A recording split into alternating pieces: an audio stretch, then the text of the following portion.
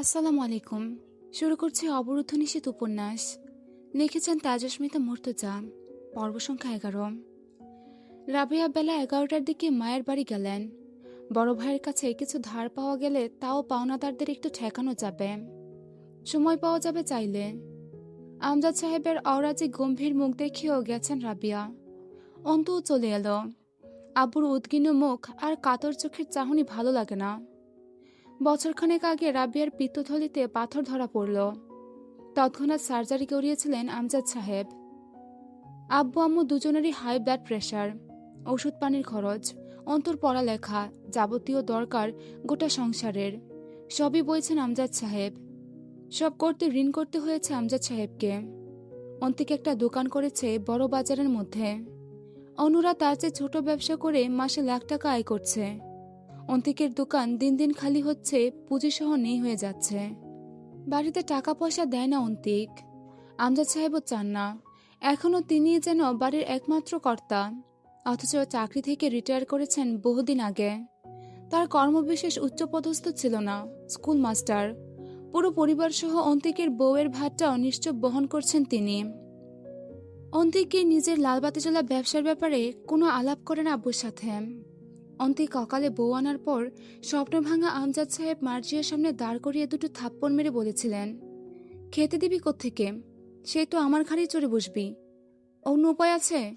আর কত দিকে যাব এই সামান্য কামাই নিয়ে? এই আমি তোকে জন্ম দিয়েছিলাম, দু হাতে এত দূর টেনে এনেছিলাম, তোকে নিয়ে রাতভর স্বপ্ন বুনেছি জালের মতো। দেখ, বিশ্বাস করার উপায় রাখিস নি আজ সেসব। ইচ্ছে বহুত ছিল, সেসব এক লোহমায় গুঁড়ো করতে বাঁধেনি বিবেকে তোর? বিবেক থাকতে হয়তো বাধ্য। বয়স কত হয়েছে, বিয়ে করে নিছিস? তাও আবার আমার নামে সম্মানটু বিয়ে। কি কাজ করিস? বউকে খাওয়ানোর মুরদ আছে? চাকরি বাকরি করার যোগ্যতা হয়েছে? আমার ছেলে এমন মূর্খ হবে তা জানলে হয়তো তোকে দুনিয়াতেই আনতাম না। অন্ত প্রথমবার সেদিন আব্বুকে নিজের অভিজাত ব্যক্তিত্ব থেকে বেরিয়ে প্রথমবার এমন কম দামি সাধারণ বাক্যে মূর্খ সরল ধরনের কথা বলতে শুনেছিল। এর পরের দিন থেকে আজ অবধি চুপচাপ সব বহন করছেন। কোনো অভিযোগ আর করেননি দ্বিতীয়বার। কিন্তু অন্তিক বোধ হয় বাপের সাময়িক ক্ষোভকে ধরে রেখে কিছু বিচ্ছেদমূলক কাজ করে বসেছিল। একই বাড়িতে থাকে, সামনে দিয়ে আসা যাওয়া করে, মাথা তুলে তাকায় না, আব্বুর সাথে কথা বলে না, ধার ধারে না কোনো কিছুর। সে যে আছে দুনিয়াতে তার অস্তিত্বের খোঁজ পাওয়া মুশকিল। সেসবের পরদিনই বড় বাজারে দোকান নিল সে। সপ্তাহখানেকের মাঝে সেই দোকানে কমপক্ষে লাখ পাঁচেক টাকার মাল তুলল।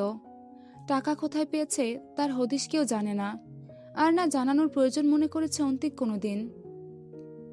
আমজাদ সাহেব বহু খোঁজ চালিয়েও বের করতে না পেরে হাল ছেড়েছেন। মাসখানেকের মধ্যেই দোকানে ক্ষয় শুরু হলো। উন্নতির জায়গায় ক্রমান্বয়ে অবনতি। বেচা কিনা হয় কিনা কে জানে, কিন্তু একটা পয়সা ঘরে আসে না। কোথায় যায় কেউ জানে না। প্রথমে সকালে ভেবেছিল অন্তিক খারাপ পথে গেছে, নেশা করে হয়তো। সেসবও খোঁজ নিয়ে দেখার পর পাওয়া যায়নি। অন্তিক কেমন যেন হয়ে গেছে, মুখ চোখ শুকনো, শরীর শুকিয়ে সুদর্শন ছেলেটা একদম 60 বছরের বুড়ো হয়ে গেছে। খাচ্ছে বাপের ঘাড়ে, আছে বাপের পাখার নিচে, অথচ তার আত্মসম্মান নাকি তীব্র অভিমান, অথবা অন্য কিছু কে জানে। দুপুরের রান্নাতে হাত লাগিয়েছে মার্জিয়া। অন্তু গিয়ে থালা বাসন মাজতে গেলে মার্জিয়া বলল, অন্তু, একা ছিলাম, কাজ করতেছিলাম, ভালোই তো ছিলাম, কি দরকার তোমার এখানে আসার? সকাল থেকে রান্না করতে পারতেছি, বাসন মাজতে হাত ক্ষয়ে যাবে না আমার। রাখো তো, যাও এখান থেকে। অন্তু কথা বলতে চাইল না, তবুও বিনয়ের সাথে বলল, আপনি চাইলে এখন একটু বিশ্রাম নিতে পারেন ভাবি, আমি রান্না করছি। সবচেয়ে বেশি গা জ্বলে কখন জানো? জানি না, আপনার বা কখন বেশি গা জ্বলে তা আমার জানার কথা নয়। মার্জিয়া দাঁত খিচে আবার সামলালো নিজেকে। তোমার সামনে আসলে, তুমি যতক্ষণ সামনে থাকো আমার গা তীর তীর করে পড়ে, বিশেষ করে তোমার শান্ত নরম কথায়। অন্তু আস্তে করে বলল, আচ্ছা, বুঝতে পেরেছি। থালা বাসন মাজা রেখে রান্নাঘরে ছড়িয়ে থাকা কৌটো বিভিন্ন জিনিসপত্র গুছিয়ে রাখতে লাগলো। মার্জিয়া বলল, আমার চাচাতো ভাইকে পছন্দ হয়নি তোমার? হয়নি এমন নয়। তাহলে কেন জবাব তো দিলে না? আসলে ভাবি, এখন বিয়েই করতে চাই না আমি। বিয়ে করার মতো হলে তো আর ভেগে যাব না। আপনারা যেখানে খুশি ভালো মন্দ বুঝে দেবেন। ভেগে যাবে না তার গ্যারান্টি কি? অন্তু চুপ রইল। মার্জি আবার বলল, বিয়ে কেন করবা না? বয়স কি 15তে পড়ে আছে তোমার? কচি ভাবো নিজেকে। কমপক্ষে 22-23 বছর বয়স চলতেছে। মেয়ে মানুষ কি আবার 30 বছরে বিয়ে করে? বয়স একটু বাড়িয়েই বললেন, যা হোক, পড়ালেখা অথবা সংসার দুটোই এককভাবে করতে হয়। আউটসাইড পিছুটা নিয়ে দুটোর কোনোটাই ভালো হয় না। সংসার করলে শুধু সংসার, পড়ালেখা করলে পড়ালেখা। অনার্সে আর 2 বছর দেখতে দেখতে কেটে যাবে। এরপর এলএলবি করে বার কাউন্সিলের পরীক্ষায় উত্তীর্ণ হতে পারলে একটা নিম্ন আদালতের চাকরি পেতে হলেও চাপ কম নয় ভাবি। এখন বিয়ে নয় আপাতত। চোখ গরম করে তাকিয়েছিল মার্জিয়া। সে নরম সুরে বলল, আপনি কেন এত আগ্রহী আমাকে বিয়ে দিতে? অনেক কারণ আছে। একটু বলুন, আমি শুনতে আগ্রহী। মশলা কষানোর ঝাঁজ নাকে লাগতেই অন্তু কেসে উঠে মুখে ওড়না চেপে ধরল। তরকারিতে পানি দিয়ে মার্জিয়া ফিরল ওর দিকে। তুমি খুব জানলেওয়ালার নাটক করলেও বহুত কিছু জানো না। তার উপর জুয়ান মেয়ে বাড়িতে থাকলে তোমার বাপ মায়ের চিন্তা না থাকলেও আমার হয়। তার উপর তোমার যে স্বভাব চরিত্র আর তেজ, ছেলে পাওয়া গেলে হয়। আমার বোনের সংসার নড়বড় হয়ে গেছে তোমার জন্য। তোমাকে পড়ালেখা করাতে গিয়ে আমার শ্বশুরের হাতের অবস্থা খারাপ। অন্তু যাও তো, আমার কথা বলতে মন চাচ্ছে না তোমার সাথে। খুব অগোছালো লাগলো কথাগুলো। অন্তুর মনে হলো ভাবি যা বোঝাতে চাচ্ছে তা আসলে পারছে না। চুপচাপ দাঁড়িয়ে রইল। খানিক পরে আপন মনে বলল মার্জিয়া, একটা টাকা যৌতুক ফৌতুক কিছু চাইনি। তোমাকে পছন্দ হয়েছে, আরো 5-7 ভরি গহনা দিয়ে নিয়ে যাবে, তাতে অন্তত সংকট কমতো একটু। অন্তু হাসল। বিক্রি করবেন নাকি আমায়? আর গহনা দিলে তো আমার গায়ে অথবা আলমারিতে থাকবে, সংকট কমবে কি করে? কি এমন সংকট লেগেছে বাড়িতে যে আমায় বিক্রি করা গহনা দিয়ে বাড়ির সংকট কমাতে হবে? দরজায় কেউ এলো, পাওনাদার। দীর্ঘশ্বাস ফেলল অন্তু। আমজাদ সাহেব ডাকতেন অন্তুকে। এদিকে আয় তো অন্তু। অন্তু মুখ বৃত্ত করে গিয়ে দাঁড়িয়ে অবাক হল। মুস্তাকিন মোহন বসে আছেন। কেন এসেছে এই লোক? সেদিন সে গিয়েছিল সেই ব্যাপারে কিছু বলতে এসেছে? আমজাদ সাহেব মৃদু হাসলেন। এটা আমার মেয়ে। অন্তুকে বললেন, ও আমার ছাত্র, হাই স্কুলে পড়তো। আমি তখন ওদের ক্লাস টিচার ছিলাম। সৈয়দ মুস্তাকিন মোহন, পিআইভি অফিসার। নামটা কি ঠিক বললাম? মুস্তাকিন ইতস্ত হেসে মাথা নাড়ল। শুদ্ধতম হাসি। পরিপাটি এক সৌম্য চেহারার পুরুষ মানুষ। পরনে পাঞ্জাবি থাকায় আরো ভালো লাগছে দেখতে। শাল চাদর জড়ানো। সেদিন কার্যালয়ে এমন বিশেষ লাগেনি। হালকা রঙা পাঞ্জাবিতে ফর্সা মতো শরীর, প্যাটানো হাতের ত্বকে কালো বেল্টের হাতঘড়ি নজরে এলো। সুপুরুষের আখ্যা পাবার মতো সবকিছুই আছে মুস্তাকিনের মাঝে। ভ্রুচটা পড়া। জোর ভ্রুতে পুরুষ মানুষ এমনিতেই একটু বেশি নেশা ধরানো হয়। হাসিটা চমৎকার সুন্দর। বসে আছে বিনয়ীভাবে নিজের প্রাক্তন শিক্ষকের সম্মুখে। মুচকি হাসি ঠোঁটে ঝুলছে। এভাবে কোনোদিন আগে পরখ করেনি কাউকে অন্তু। মুস্তাকিন বলল, আমি জানতামই না স্যার এটা আপনার মেয়ে। ছোটবেলায় স্কুলে দেখেছিলাম বোধহয়। এরপর সেদিন ভার্সিটিতে একবার দেখা হয়েছিল, কিন্তু হিজাবের আড়ালে। তার উপর বড় হয়ে গেছে, চিনতে পারার কথা না। সৌহার্দ্যপূর্ণ কণ্ঠস্বর। ভার্সিটিতে তুমি কি করছিলে ওখানে? সামাজিক খোঁজখবর থেকে বেশ দূরে চলে এসেছেন স্যার। একটা ভয়ানক র্যাপ কেস ঘটে গেল আপনাদের এরিয়াতে, জানেন না? সেটার তদন্তে আছে। স্যার স্যার করছিস কেন বাপ? তোরা কত বড় মানুষ হয়ে গেছিস। এসব ডাক শোনার যোগ্যতা পেরিয়ে গেছিস। আমার থেকে বহুত বড় হয়ে গেছিস। আগে মনে হতো তুই লম্বা হবি না বেশি। আজ তো দেখছি নকশায় বদলে গেছে দেহের গড়নের। মুস্তাকিন মাথা নিচু করে হেসে ফেলল। স্যার, আমি আপনার কাছে চিরদিন নিয়মিত বেতের বাড়ি খাওয়া ছাত্র। আপনারা কোনোদিন ছোট হবেন না, আর না আমি বড়। এসব কথা বলে আজও সেই একইভাবে লজ্জায় ফেলছেন, যেভাবে স্কুলে পড়া না করে গেলে অপমান করতেন। আজও নাম ধরে একবার ডাকুন, আমি নস্টালজিক হয়ে যাব নির্ঘাত। কিন্তু আপনার দীপ্তির সাথে সাথে আভিজাত্য কমে এসেছে স্যার। কোনো ট্রমাতে আছেন মনে হচ্ছে। আমজাদ সাহেব হাসলেন। কবে শিফট হয়েছিস দিনাজপুর? মাস কয়েক হলো। আমজাদ সাহেব অন্তুকে ইশারা করলেন, যা। তার ধারণা ছিল পুলিশ বা সরকারি চাকরিজীবীরা সব আঙ্কেল টাইপের, তালের ড্রাম মার্কা ভুড়িওয়ালা, টাকলু আর বয়স্ক, দেখতে বিকট ধরনের হয়। আমজাদ সাহেব জিজ্ঞেস করলেন, মামার বাড়িতেই থাকছিস? না, ফ্ল্যাট ভাড়া করে থাকছি। বৌমাকে আনলি না? ছেলে মেয়ে কয়টা হয়েছে? কবে মোড়ে টোরে যাব, দেখা করতে এলো না ওরা বাপের বুড়ো স্যারের সাথে? গম্ভীর মানুষটার এই সহজ দিকটা অনেকের অজানা, অথচ মুস্তাকিন খুব জানে স্যারের এই মুক্তমনা হাস্যোজ্জ্বল রূপকে। হেসে ফেলল ও। স্যার, আগে এটা তো জিজ্ঞেস করতেন বিয়ে করেছি কিনা। আমজাদ সাহেব গম্ভীর হলেন। বয়স কত তোর? কত বলে মনে হয় স্যার আপনার? আমজাদ সাহেব আপাতমস্তক দেখে বললেন, আন্দাজ করে কথা বলার অভ্যাস নেই আমার, তবে দেখতে বেশ ফিটফাট হয়েছ। আগে তো মোটু ছিলে, শরীরের ম্যাথ নেই হয়ে গেছে, শুধু বড় বড় চোখ দুটো আছে। মুস্তাকিন কপালে আঙুল ঘষতে ঘষতে ধীরে ধীরে হেসে ফেলল। লজ্জা পাচ্ছি স্যার। আমজাদ সাহেব বললেন, কন্যারাশি তোর? মুস্তাকিন এবার শব্দ করে হেসে উঠল। নিঃশব্দে হাসলেন আমজাদ সাহেব। মুস্তাকিন মুগ্ধের মতো চেয়ে রইল গৌরাঙ্গ মানুষটির সুলভ হাসির দিকে। তরতরে তেজি হাসি স্যারের। মুস্তাকিনের সবচেয়ে প্রিয় শিক্ষক সর্বকালের সব শিক্ষকদের মাঝে। হালকা মেহেদির রঙে রাঙানো দাড়িতে, সাদা লুঙ্গির সাথে ফতুয়া পরা লম্বা আত্মবিশ্বাসী পুরুষটি মুস্তাকিনকে বারবার মুগ্ধ করে। মুস্তাকিন হাসি সামলালো। কেন স্যার, ছেলেদের লজ্জা পাওয়ার অধিকার নেই? অন্তু ট্রে ভর্তি নাস্তা আনলো। মুস্তাকিন বলে উঠল, স্যার, এটা ঠিক হলো না। আমজাদ সাহেব গম্ভীর হলেন। এখন তুই আমার ঠিক বল শেখা। স্যার, তা বলিনি আমি। আপাতত আর কিছু বলতে হবে না এ ব্যাপারে, তুলি না এক এক করে। আম্মা, পানি দিলি না? অন্তু পানি আনতে গেল। আমজাদ সাহেব বললেন, একসাথে দুপুরের খাবার খাওয়ার সময়টুকু হবে? ভারী শোনালো কথাটা। মুস্তাকিন ভ্রুচুলকে হাসল। এইভাবে বললে সময়ের সাহস নেই না হওয়ার। কেকের একটা পিস উঠিয়ে নিয়ে হাতে রেখে বলল, অন্তিকের কি খবর? আমি ভেবেছিলাম না তুমি প্রশাসনে ঢুকবে। মুস্তাকিন বুঝলো স্যার কথা এড়াতে চাইছেন, সে আবার গেল না ওইদিকে। আমি নিজেও ভেবেছিলাম না, অথচ ছোট চাচার বদলতে হয়ে গেল, আর অমত করিনি।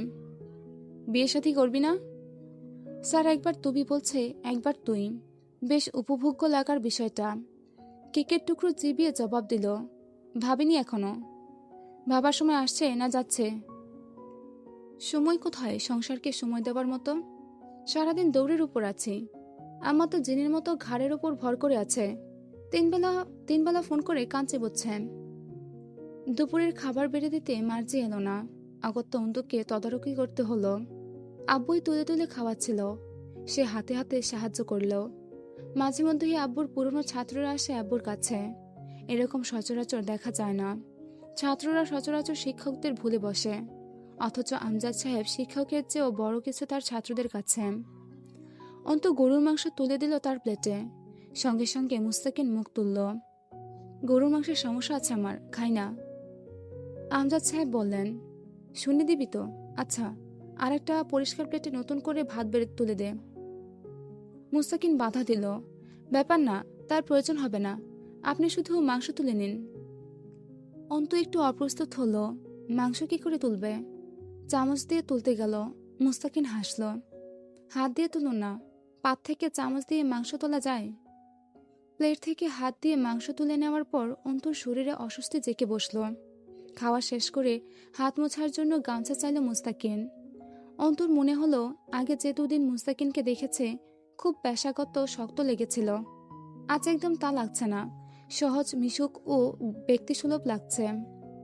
তোয়ালেতে হাত মুছে সেটা আবার অন্তুকে ফেরত দেবার সময় অন্তর দিকে তাকিয়েছিল মুস্তাকিন। বেশ বেলেহাজ দৃষ্টি, অন্তর মুখ দেখতে পাওয়া যাচ্ছে না। সেই বিষয়টাই যেন মুস্তাকিনের কৌতূহল ও অনুরাগ বাড়িয়ে তুলল অন্তর দিকে মনোযোগী হতে। অন্তর চেয়ে বেশ খানিকটা লম্বা মুস্তাকিন। প্রশাসনের লোকদের একটা নির্দিষ্ট লম্বা উচ্চতা থাকে। একটা ঢোক গিল মুস্তাকিন। ওড়নায় আড়াল করা মুখের ওপর দেখতে পাওয়া চোখ দুটোকে গিলে নিল বোধহয়। বেশ অস্বস্তিতে পড়ল অন্তু। আমজাদ সাহেব হাত ধুতে রান্নাঘরে উঠে গেছেন, ভিমবার লাগিয়ে হাত ধোয়ার উদ্দেশ্যে। মুস্তাকিন অন্তুকে জিজ্ঞেস করল, কোন ইয়ারে পড়ছেন? সেকেন্ড ইয়ারের ইয়ার ফাইনাল দেব। কোন অনুষদে? LLB। বাপ রে, হবু উকিল ম্যাডাম? অন্তর কি হলো জানা নেই, কেমন আড়ষ্টতা ভর করল। মাথাটা নত করে মৃদু হেসেও ফেলল। এই প্রথম বোধ হয় সে আর 5টা মেয়ের মতো কারো সামনে বেশ অপ্রস্তুত আর সংকুচিত হয়ে পড়েছে। মুস্তাকিন নিচু আওয়াজে বলল, এজন্য সমাজের কুকীর্তি নিয়ে বেশ ক্ষোভ আছে আপনার মাঝে। অন্তু কথা ঘুরালো, আমি আপনার অনেক ছোট বোধ হয়, আপনি বলছেন, শুনতে ভালো লাগছে না। ঘাড় চুলকালো মুস্তাকিন। খুব বড়ও না, মানে অতটা অন্তত বড় না যে চোখে লাগবে। আমি যখন এইটে পড়তাম আপনি 3 অথবা 4 ছিলেন বোধ হয়, মনে নেই। আমি মেয়েদের তুমি বলতে পারি না, নিজের কাছে খুব লেম লাগে ব্যাপারটা। এরা মায়ের জাত, এদের সামনে খুব কুকড়ে যায় আমার তেজ আর শক্তি। বলা চলে মেয়ে জাতিকে ভয় পাই আমি। মানে ধরুন কি থেকে কি হয়ে যাবে, কোথাও অসম্মান বা তাদের মনকষ্টের কারণ হবে আমার কোনো কথা বা আচরণ। অভ্যাগত কারণে হলেও আপনি থেকে তুমিতে আসা খাটুনির কাজ হবে। মুস্তাকিনের বলার ধরনটা অবলীল ও সরল ছিল। অন্তর ভালোই লাগলো শুনতে, হাসি পেল অল্প। আব্বুর ছাত্রের মুখে আব্বুর আদর্শের কথা শোনাটা চমৎকার একটা অনুভূতি মনে হলো অন্তর। এই আদর্শই তো সে ছোটবেলা থেকে দেখেছে আব্বুর মাঝে। পাঞ্জাবের হাতা গোটাতে গোটাতে আমজাদ সাহেবের পেছন গেল মুস্তাকিন। আমজাদ সাহেব আবার বসলেন নিজের জমে জমার সমস্যার কথা তুলে। সব খুলে বলেছেন, আবারও একবার মনে করালেন। চলে যাবার সময় দরজা অবধি এগিয়ে গেলেন আমজাদ সাহেব। আবার আসবে কিন্তু, অবসর সময়টা কাটতে চায় না আজকাল। মুস্তাকিন বাড়ির ভেতরে চোখ ঘুরালো, কিছু খুঁজে চলল তার চোখ দুটো। অকারণেই বোধহয় এই অযাচিত অপ্রাসঙ্গিক চোখের চাহিদা। ব্যতিক্রমে মস্তিষ্ক মনোযোগী হয়। সেদিন অন্ত কার্যালয় থেকে আসার পর বেশ কয়েকবার খেয়ালে এসেছিল অবশ্য এই আলাদা ধাঁচের অপরিচিতার কথা। দেখা পেল টেবিলের ওপর ছিটিয়ে থাকা থালা বাসন গোছাচ্ছে। স্যারকে বিদায় বলে সামান্য গলা উঁচিয়ে অন্তকে বলল, আসি উকিল ম্যাডাম, মন দিয়ে পড়ুন। আউটসাইডের চিন্তা না করলে বোধহয় আপনার জন্য ভালো। সমাজ দেখার জন্য আমরা আছি, আপনার পুরো ফোকাস এখন বইয়ের পাতায় হতে হবে। আমজাদ সাহেব মৃদু হাসলেন। দোয়া করিস বাপ, একই জেলায় আছিস, তোদের জুনিয়র, দেখে শুনে রাখিস রাস্তাঘাটে। যেসব কিছু ঘটছে ভার্সিটিতে, চিন্তা হয় ওকে নিয়ে। খুব বেপরোয়া হয়েছে। বেপরোয়াপনা সাধারণত আজাব বই আনে। মুস্তাকিন আবার একবার তাকালো অন্তর দিকে। আপনার মতো হয়েছে স্যার, আসি। ফ্ল্যাটে যাবেন সময় করে, 1 কাপ চা খেয়ে আসবেন ছাত্রর হাতের। অন্তু এবার তাকিয়ে দেখলো বাইরের দিকটা। শালটা কাঁধের উপর তুলে রোদ চশমাটা পরে নিল মুস্তাকিন। অন্তর চোখের সামনে জয় এসে দাঁড়ালো। ঘৃণায়মুখী বিরক্তির রেখা ভাঁজ আঁকড়ে পড়ল। এই শাল, রোদ চশমা, পাঞ্জাবি সব বেশি জয়কে দেখেছে অন্তু, অথচ এমন সুপুরুষ লাগেনি। পুরুষত্ব একটু হলেও আছে মুস্তাকিনের মাঝে। অন্তত নারীকে সম্মান করার মনুষ্যত্বটুকু আছে। হুট করে দুজনের তুলনা করে ফেললেও কেন অন্তু জানে না, কিন্তু আজকাল জয়ের নোংরামিগুলো মাথায় এঁটে থাকা অবস্থায় ব্যতিক্রমে এক পুরুষ চরিত্রের উপস্থাপন একটু ভাবতে বাধ্য করল ওকে। অন্তর একা খেতে বসে খাবারে অনীহা এসে যাচ্ছিল। ভাবির ঘরে গিয়ে দেখল ভাবি উপর হয়ে শুয়ে আছে। ডাকলো, ভাবি আসুন খেয়ে নেই, দুপুর পেরিয়ে যাচ্ছে। আমি খাবো না, মাথা ধরেছে খুব, ডেকো না আমায়। শরীর খারাপ নাকি আপনার? জ্বর টর আসবে হয়তো, চা বানিয়ে দেব, খাবেন? মার্জিয়া জবাব দিল না। অন্তু আর খেল না, চা খাওয়া যায়। আপন মনে একটা পরিচিত কল্পিত দৃশ্য ভেসে উঠল চোখের সামনে। তার পরনে সাদা শাড়ি, তার উপর অ্যাডভোকেটের বিশেষ কালো পোশাকটা। সে কয়েকটা ফাইল হাতে নিয়ে রিক্সা থেকে নেমে সুপ্রিম কোর্টের ফটক পেরিয়ে এগিয়ে যাচ্ছে ভেতরে। ভাবনা ভঙ্গ হলো, পানি ফুটে গেছে। চাপাতি ঢেলে দিয়ে আরেক ভাবনায় মন গেল। চোখের সামনে চিরাচরিত কল্পিত একটা দৃশ্য এসে দাঁড় হওয়া, আর বাস্তবে তার সুপ্রিম কোর্টের উকিল হিসেবে ভেতরে হেঁটে এগিয়ে চলার মাঝে দূরত্ব কতটুকু, আর সেই দূরত্বের রাস্তাটা সহজ কতটা, ঝঞ্ঝাট আর জড়ো হওয়ার বেগ কেমন, কম না বেশি? রাস্তায় বিছিয়ে আছে রক্তগোলাপের কাঁটা নাকি রক্তরঙা কৃষ্ণচূড়ারা? তবে রাস্তার রংটা লালচে, এটা কল্পনায় এলো অন্তুর। এই পর্যন্ত ছিল অবরুদ্ধ নিষেধ উপন্যাসের 11 নম্বর পর্ব। অবরুদ্ধ নিষেধ লিখেছেন তেজস্মিতা মুর্তজা। পর্ব সংখ্যা 12। একটা বোরখা পরা মেয়ে পাগল করেছে ও একটা বোরখা পরা চিংড়ি। জয়ের গান শুনে দীর্ঘশ্বাস ফেলল অন্তু। জয় ডাকে, আরমাইন। অন্তু পেছন ফিরল। জয় হাসল তার নিজস্ব ভঙ্গিতে। তোমায় একটা চুমু খেতে ইচ্ছে করছে খুব। অন্তু চোখ বুঝে গাঢ় শ্বাস ফেলে, কথা বলে না। ছে, রাখছো কেন? মামা একটা বিয়ে করায় দেয় না, তার কোনো মেয়েই পছন্দ হয় না, কিন্তু আমার তো বয়স হয়েছে। চট করে হেসে ফেলল কথার মাঝেই। আচ্ছা যাও, এখন চুমুটুমু বাদ, বিয়ের পর মন ভরে চুমু খাবো, ঠিক আছে? অন্তু ঘৃণায় মুখ ফিরিয়ে নিল। জয়ের ভয়ে পেছনের ছেলেরা জোরে হাসতে না পেরে সবগুলো মুখে রোমাল চেপে ধরেছে। জয় ঘাড় ঘুরিয়ে তাকালো। হাসতেছিস কেন? আমার প্রেমিকাকে আমি চুমু খাই অথবা এখানেই? উপভোগ কর শালা, উপভোগ কর, হাসবি না, নো হাসাহাসি। অন্তু চলে গেল। জয় হাতের তালু উঁচিয়ে ধরল। আরে কথা তো শুনে যাও। কথা অসম্পূর্ণ রেখে জোরে শব্দ করে গা কাঁপিয়ে হেসে লুটিয়ে পড়ল জয়। প্রাণ খোলা হাসি হাসছে সে। পা বাঁকিয়ে কুজো হয়ে দুই হাঁটুতে হাত রাখল। হাসি থামছে না ওর। ছেলেরা দেখল জয়ের মন খোলা অট্টহাসি। ওরাও হেসে ফেলল। কোনো মানুষই একক রূপই হয় না, সবারই ক্ষেত্রবিশেষ একাধিক রূপ থাকে। জয়েরও আছে একের অধিক ভিন্ন ভিন্ন রূপ। অন্তুকে জ্বালাতে পেরে যে সে পরিতৃপ্ত, অন্তু বিরক্তি তাকে আনন্দ দিচ্ছে, এই হাসি তারই বহিঃপ্রকাশ। অন্তর কানে অবধি পৌঁছালো সেই হাসির আওয়াজ। জয় ঠোঁটে সিগারেট চেপে লাইটার চালো কবিরের কাছে। ভাই, আপনি কি মেয়েটারে সত্যি? গম্ভীর মুখে চোখ নামিয়ে তাকালো জয়। নিজের কাছে মন রাখ, যা। আলিম ঠুঙ্গা ভরে গাছের পেয়ারা এনেছে জয়ের জন্য। জয়ের পছন্দ পেয়ারা। পথে হাঁটতে হাঁটতে পেয়ারা বন্টন করলো সবাইকে। পথে যেসব জুনিয়রদের সাথে দেখা হলো, ওরা সালাম দিয়ে হাত মেলাতে এলো। সকলকে দিল একটা একটা করে। এক মেয়ের ওড়না গলার সাথে ফাঁসির দড়ির মতো পেঁচানো। জয় একবার আপাদমস্তক দেখে বলল, গলার দড়িটা হয় খুলে ফেলো অথবা গায়ে রাখো। ফার্স্ট টাস লেগে মরে গেলে সেই দোষও আমার হবে। লোকের ভেতরে আমাকে দোষারোপ করার জীবাণু ছড়িয়ে গেছে। আদারওয়াইজ আমার আবার মুখ ভালো না, সাথে চোখ তো আরও খারাপ। আজুবাজু কিছু বললেই নেতাগিরির নাম বদনাম হবে। ধরো পেয়ারা খাও। শহীদ মিনার চত্বরের সিঁড়িতে বসল। আশেপাশে ছেলেমেয়েরা বসে হাসাহাসি করছিল, একে অপরের গায়ে ঢলে পড়া হাসি। জয় ঠোঁট থেকে সিগারেট নামিয়ে চোখ উঠিয়ে তাকালো একবার সেদিকে। থমথমায় হয়ে উঠল আশপাশ। মাথা নিচু করে সালাম দিয়ে উঠে চলে গেল সবগুলো সেখান থেকে। শেষ অবধি জয়ের ভাগে পেয়ারা জুটল না। রোজ হয় তার সাথে এমন, বিলাতে বিলাতে নিজের পাত খালি। সবাই একজোটে নিজেদের পেয়ারা এগিয়ে দিল জয়ের দিকে। জয় স্বাভাবিক ভঙ্গিতে ঘাড় নাড়ল। খা তোরা, খাবো না আমি। ভাই, কত সুরে একযোগে ডেকে উঠল সবাই। জয় বিরক্ত হলো। এক একটা তো দেখতেছি সুপার ড্রামা কুইনের মেল ভার্সন। পেয়ারার বদলে ওমন করে কলজে কেটে দাও দেখি সমুদ্রের চ্যাংড়ারা। 4 আনা পিস পেয়ারা খা তোরা, আমার লাগবে না। পারলে একটা মিষ্টি স্বাদের বেশি করে জর্দা মেরে পান কিনে দে, চিবই। কবির একটা দারুণ কাজ করল। নিজের হাতের পেয়ারাটা জয়ের হাতে ধরিয়ে দিয়ে দৌড়ে ডান দিকে গেল। যে মেয়েটাকে জয় পেয়ারা দিয়েছিল সে তখনও দাঁড়িয়েছিল। তার কাছে গিয়ে বলল, পেয়ারা দাও। মেয়েটা অবাক হলো, বুঝল না, বলল, হুম।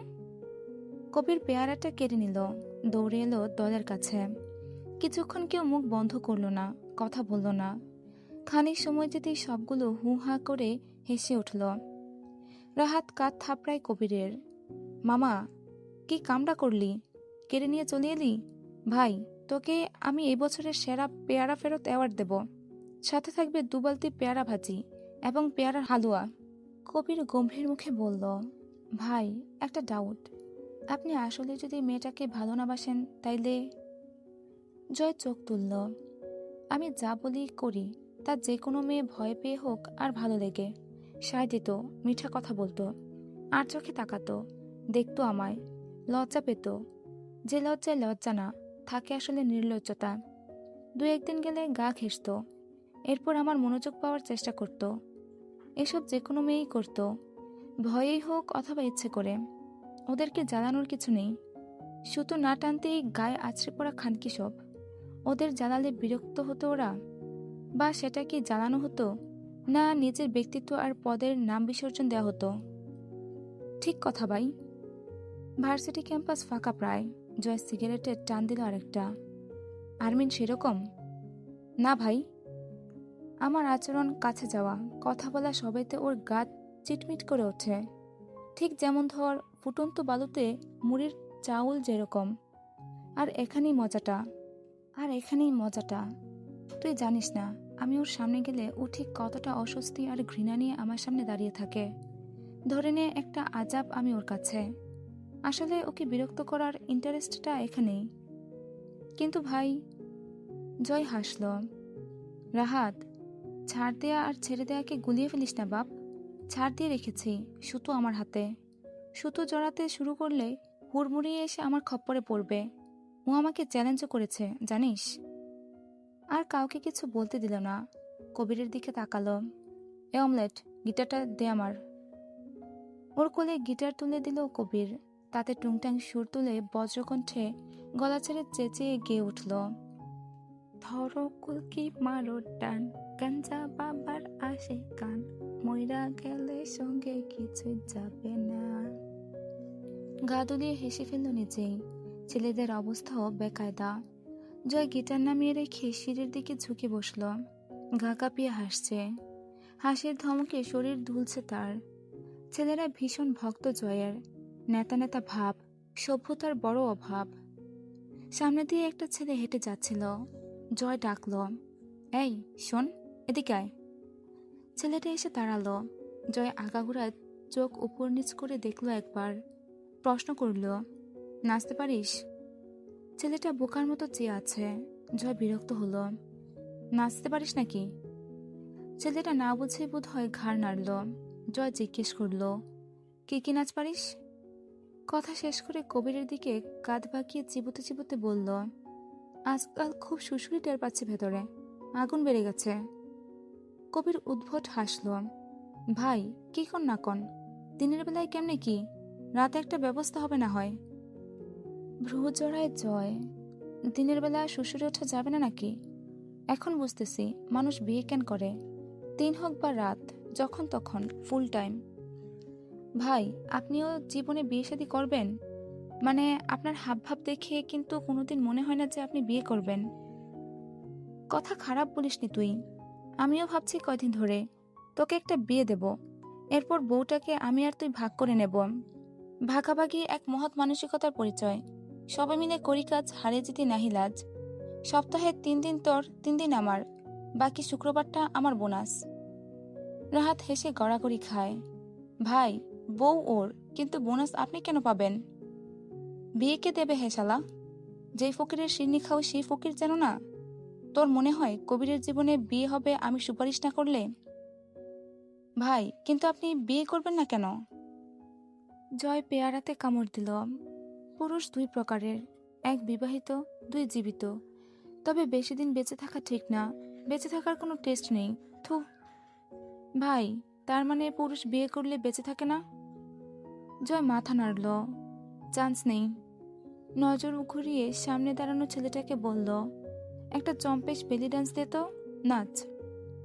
কবির ফিসফিস করল, ভাই, ও তো ব্যাটা মানুষ, ওর বেলি ডান্সে আপনার আগুন কেমনে নিভব? ঠোঁট থেকে সিগারেট নামিয়ে জয় ছেলেটার দিকে অতিষ্ঠ নজরে তাকিয়ে আঙুলে তুড়ি বাজিয়ে তীব্র বিরক্তি নিয়ে সামনের রাস্তার দিকে আঙুল ইশারা করল। এ যা, ভাগ এখান থেকে, যা সামনে থেকে সর। শোন, আবার যাইয়া উপর মহলে কমপ্লেন করবি না। এটা র্যাগ না রে পাগলা, আমার ভালোবাসা। আমি আসি কিছুদিন, আর বদনাম ভাল লাগে না আজকাল, বয়স হচ্ছে তো। প্রফেসর এদিকে এগিয়ে আসছেন। জয় উঠে দাঁড়িয়ে আরেকটা লম্বা টান দিল সিগারেটে। স্যার যখন একদম সামনে এসে দাঁড়ালো, তার মুখের সামনে একবার ধোঁয়া ছেড়ে তারপর তা মাটিতে ফেলে জুতো দিয়ে চেপে দাঁড়িয়ে সালাম দিল। সালাম স্যার, কি অবস্থা? তোমার কি অবস্থা? হাত দুটো মাথার উপর তুলে অলস ভঙ্গিতে বলল জয়, বিন্দাস চলছে। নাক কুচকালেন প্রফেসর। কি করছো আজকাল? যা করছি, আপনি স্যার মানুষ, বলা ঠিক হবে না। আপনাদের একটা ইজ্জত আছে না? এত রং তামাশা আর এত ভালো থাকা থাকি আসে কোত্থেকে? মাথার উপর থেকে হাত নামালো জয়। ভালো থাকা একটা পেশা স্যার। পেশা? প্রফেসর স্যার কপাল কুঁচকালেন। মাথা নাড়ল জয়। জি স্যার, পেশা। তাই নাকি? স্যার রেগে যাচ্ছেন। জয় তাতে লম্বা হাসল। স্যার, এই পেশায় দরকার যা ইচ্ছে তা করার ক্ষমতা আর মন মানসিকতা। যখন যা ভালো লাগবে, যাতে আনন্দ এবং মজা পাওয়া যাবে তা করার সাহস এবং পাওয়ারটুকু থাকলে অলওয়েজ ভালো থাকা যায়, সেটা খারাপ অথবা ভালো। এই চিন্তা করলে আপনি এই পেশার যোগ্য না।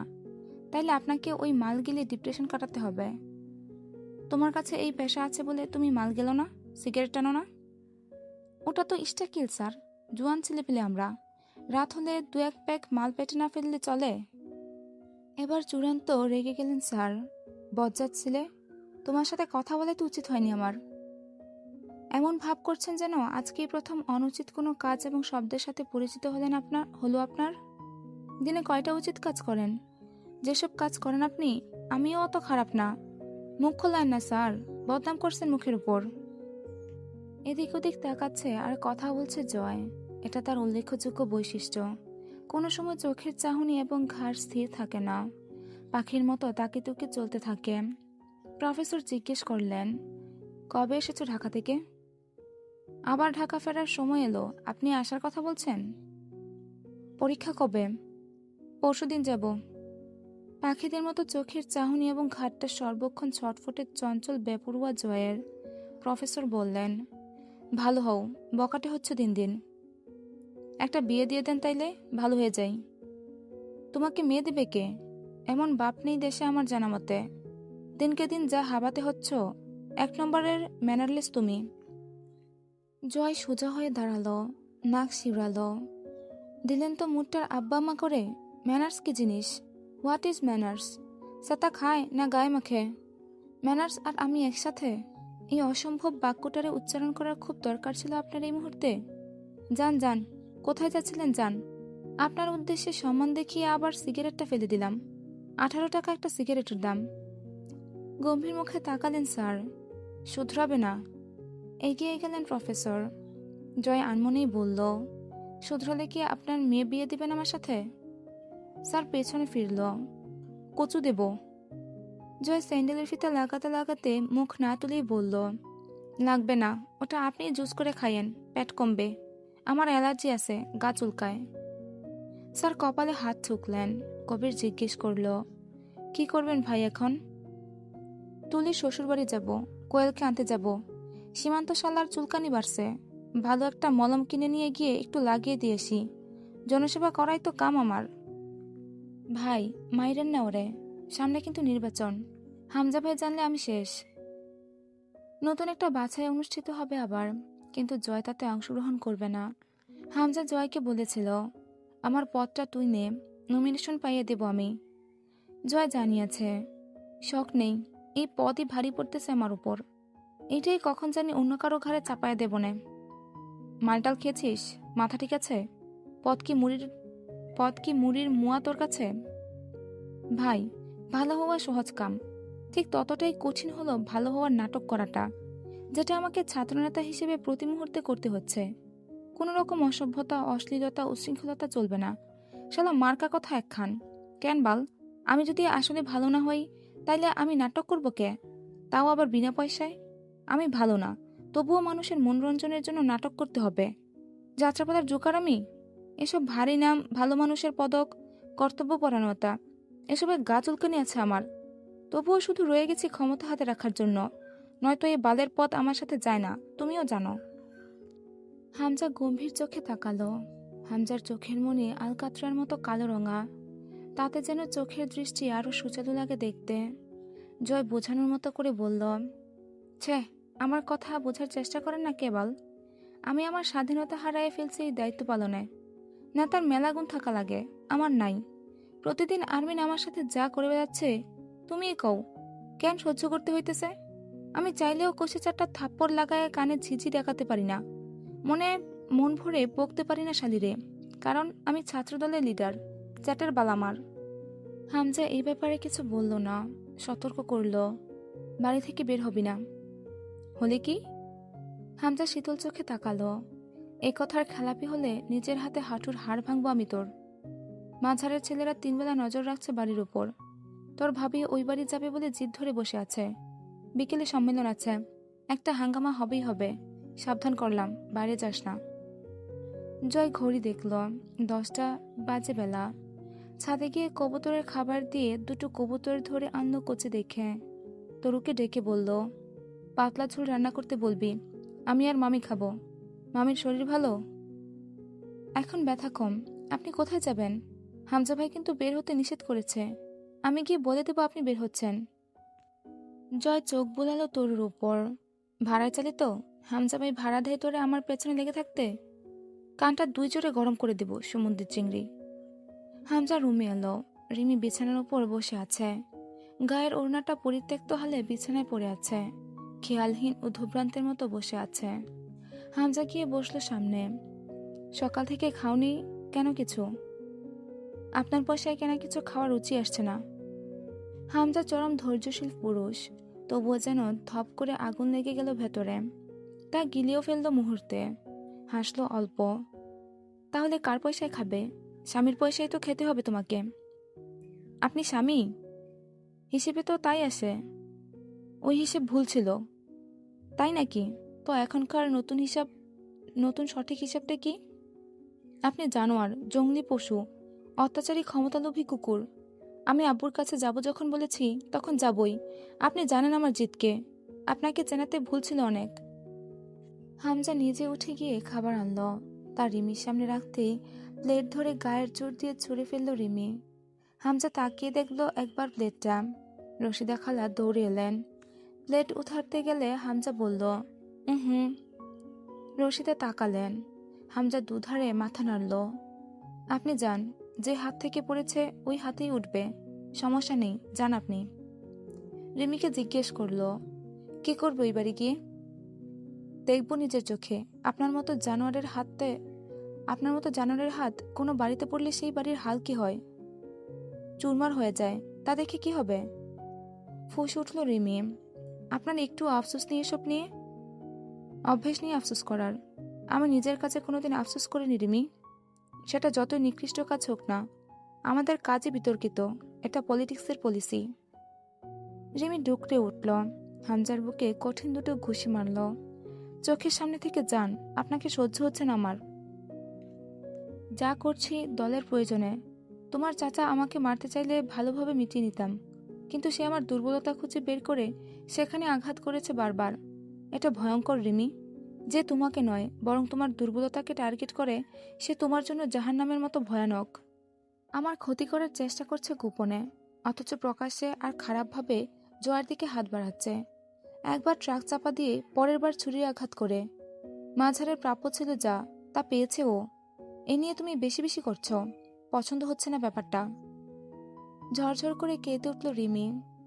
আপনি বন্দুক চালাতে জানেন জানা ছিল না আমার। হাস্যকর। হামজা ঠোঁট বাঁকিয়ে অদ্ভুত ভয়ানকভাবে হাসল। আমি বন্দুক চালাতে পারি না? এটা তোমার ফ্যান্টাসি রিমি। তুমি আমাকে এক ভদ্রলোক হিসেবে ভাবতে চাও, বাস্তবে যা আমি নই। আপনাকে নিয়ে আমার ধারণাগুলো কাচের মতো খান খান হয়ে গেছে। আপনার পিস্তল এই 2 বছর বাদে সেদিন দেখলাম কাবারে গোপন সিন্ধুকে তোলা। কেন হামজা এসব লুকানো রূপ কেন রেখেছে নিজের মাঝে? হামজা শক্ত হাতটা রিমের কোমল গালে রাখল। আরও আছে, যেসব ধারণা করতে তোমাকে কঠিন ব্যাগ পেতে হবে। এখন থেকে প্রস্তুত হও, নয়তো সেসব সহ্য করতে পারবে না।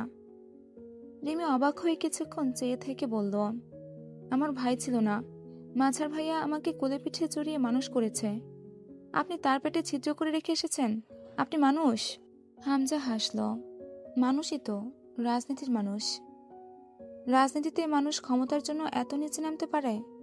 আবু বা চাচুকে তো নামতে হয়নি এখন এমন। আপনি একটা ধোঁকা, একটা যন্ত্রণা, যা আমাকে খুব কষ্ট দিচ্ছে।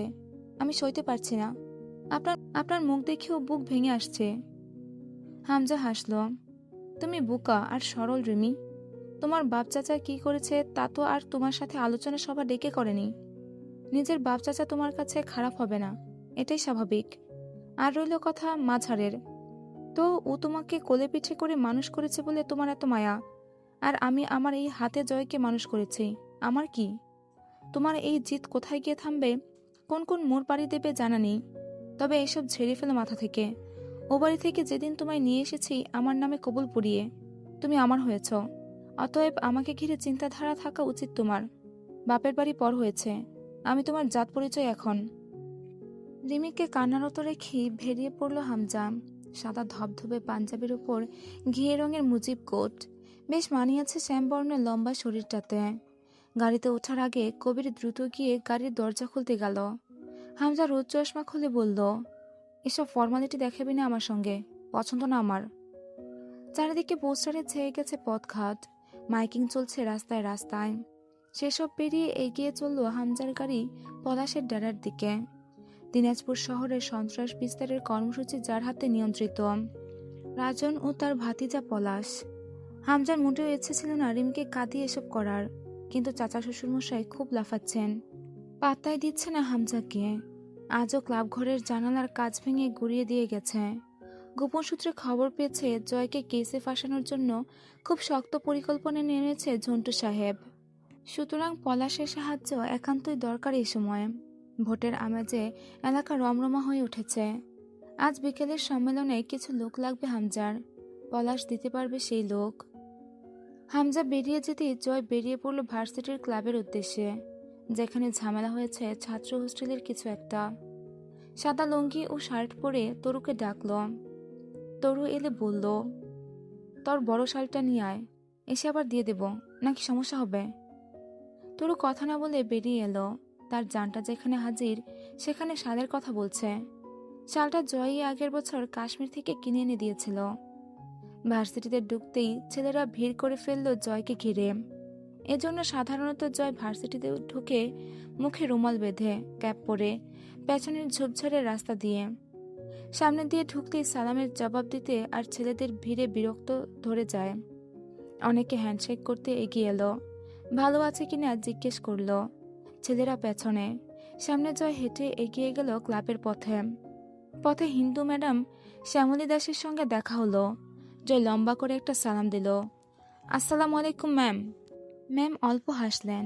এই কাজটা জয় ইচ্ছে করে করে।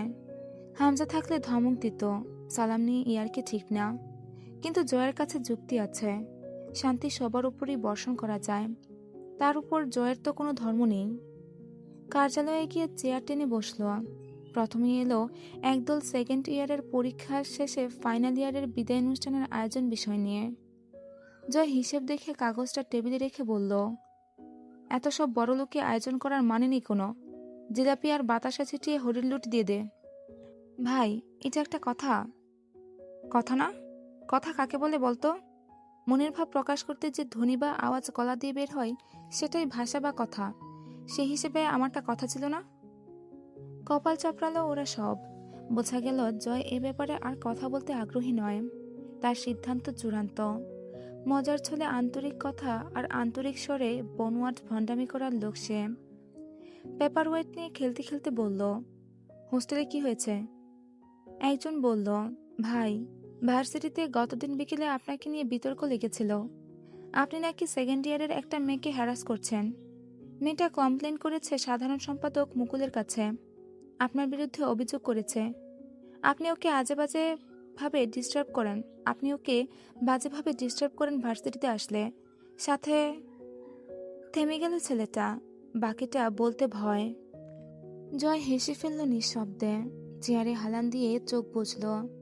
ছাদের দিকে তাকিয়ে মুখ তুলে বিড়বিড় করল, আরমিন আরমিন আরমিন। কি যে করো তুমি, এই তো খেয়াল থেকে বের হয়ে যাচ্ছ, আবার ঠিক কোনো না কোনো বেয়াদবি করে আগুন জ্বালাচ্ছ ভেতরে। চোখ খুলল। সাথে কিরে, থামলি কেন? শুনছি, বলে যা, থামিস না। ছেলেটার মুখ শুকনো। জয় সোজা হয়ে বসল। বিক্ষোভ চলছে এই নিয়ে, তাই তো? তোমাদের কি মনে হয় এতে আমার পদত্যাগ করাতে পারবে তো? এরকম এই নীরব বিক্ষোভ করছে সবগুলো মহিলা মানুষের মতো পেছনে লুকিয়ে।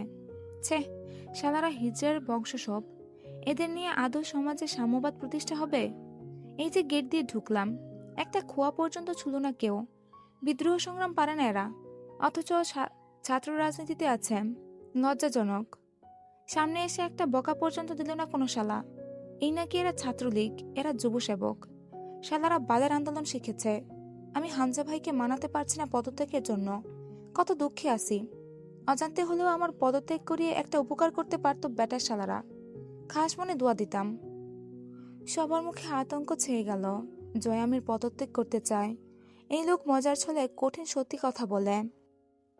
জয় ডাকল, শাহজান, কাল সকালে ওদের কার্যালয়ে আনবি। আন্দোলন শেখাবো, অন্যায়ের বিরুদ্ধে রুখে দাঁড়ানো শেখাবো। যা। সকলে হাহাকার করল। ভাই, আপনি কি পদত্যাগ করতে চান?